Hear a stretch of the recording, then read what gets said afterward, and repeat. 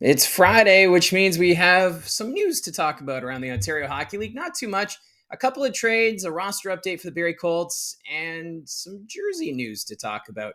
We'll start things off with the trades. I mentioned this one during the live stream yesterday before the game between the Barrie Colts and the Brampton Steelheads that the Barrie Colts have traded Chris Grisolia's playing rights to the Kitchener Rangers for a conditional 15th round pick in 2027.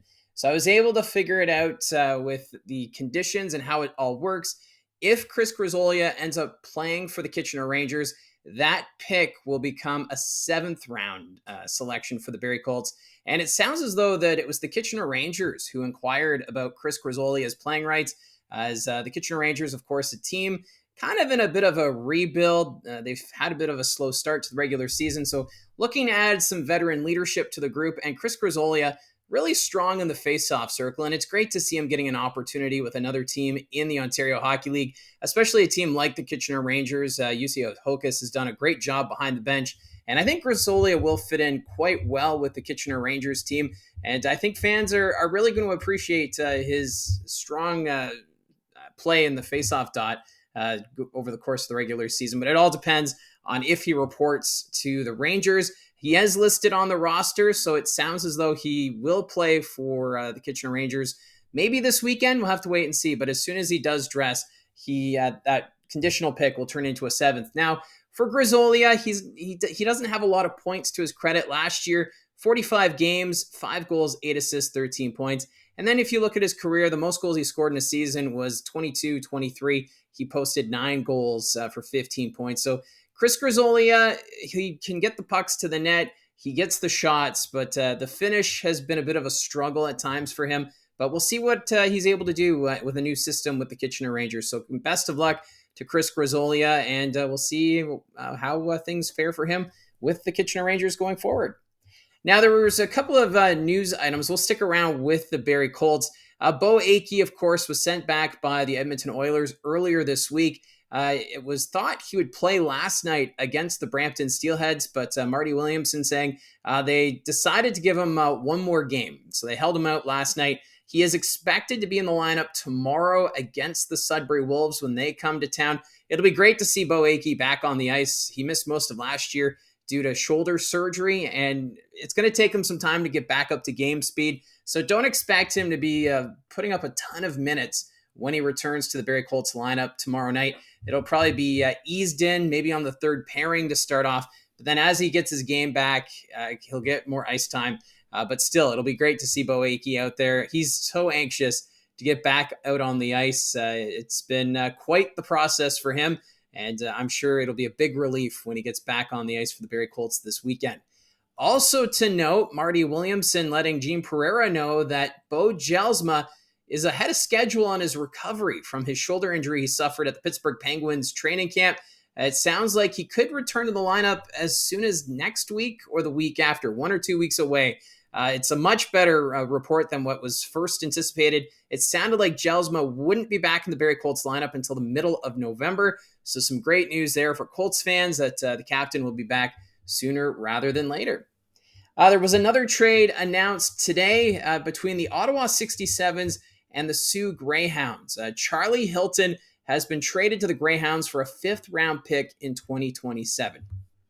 Now, this trade may seem strange if you're a 67s fan because Charlie Hilton, he is a big defenseman, 6'5", 212 pounds, but it sounds as though he requested a trade, and it's due to personal family reasons off the ice. He requested the trade. It's nothing against the Ottawa 67s organization, is my understanding.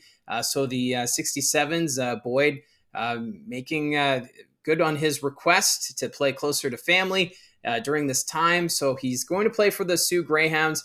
He only 2 games so far this season with the 67s. He's a +1, no points to show for it. Last year in his rookie season, 32 games, 4 goals, 3 assists, 7 points.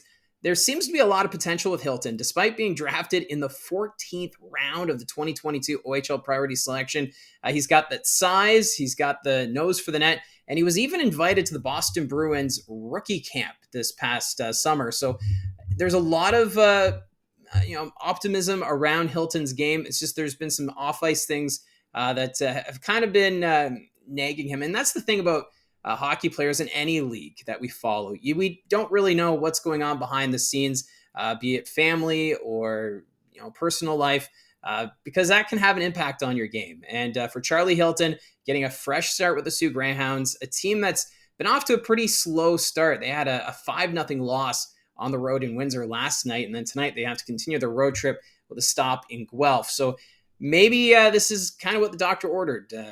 They need more offense. Charlie Hilton, though, I know he doesn't have a history of putting up a ton of points, but the Ottawa 67s are a defense-first kind of team. So maybe playing on a different system, different style, this will allow Hilton to maybe get a few more points and develop his game to that next level. And we'll see what happens from here. So all the best to Charlie Hilton as he moves on to the Sioux Greyhounds. Now, the last item to touch on is jersey news, because I have mentioned on previous videos how I'm a jersey nerd. I have a jersey collection, and I get excited when there's something new. And this comes from the Flint Firebirds. They've announced a brand new third jersey. It kind of looks like the old Edmonton Oilers jerseys, the orange jerseys that they had with the dark blue yolks on the shoulders. I think it looks sharp. I'm not a big fan of word marks, although having Flint across the chest, I do like that font. I was kind of wondering if we would get the shoulder crest, the F inside the wings, if that would be put on the front of a jersey. I think that would look sharp. I do like they're embracing the color orange, because orange typically is an accent color for the Flint Firebirds. It's their 10th anniversary season, and I think this is a great way to celebrate introducing a brand new third jersey. I think it looks sharp. It's going to be debuting tomorrow night when the Flint Firebirds take on the Sarnia Sting. So our first look at the brand new Flint Firebirds third jersey will take place tomorrow. Can't wait to see it out on the ice. And, I think it's exciting. 10th anniversary for Flint, new jersey, thumbs up. Maybe change the logo, like put the shoulder crest on the front instead of the word mark. But that's just a minor detail. So that's how I see it from the booth. Let me know in the comment section down below your thoughts on the jersey news out of Flint or any of the moves. Do you think these are positive moves for the respective teams? Love to see the interactions. Thank you very much for all your support. And don't forget to hit like and subscribe. Talk to you again soon.